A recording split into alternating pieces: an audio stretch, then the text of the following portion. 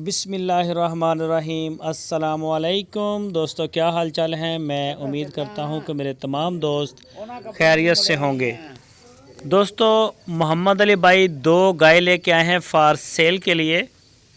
तो चेक करेंगे माशाल्लाह। इनका एक गाय का तो 15-16 लीटर दूध बताया है और एक गाय का शायद 12-13 लीटर दूध बताया उन्होंने। दूसरा सुबह सुने के लिए तैयार खड़ी हैं मोहम्मद अली के डेरे पे। लोकेशन है इसकी हरूनाबाद सिटी, ज़िला बहावलनगर। तो मोहम्मद अली भाई ने इस ख्वाहिश का इजहार किया है कि कोई भी दोस्त ख़रीदना चाहे तो वो हमारे डेरे पे आए।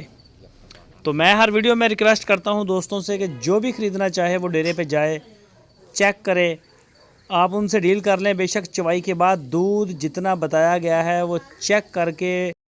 तो इनकी जो डिमांड की है मोहम्मद अली भाई ने, एक गाय की डिमांड की है उन्होंने 2,15,000 रुपये और एक गाय की डिमांड की उन्होंने 1,65,000 रुपये।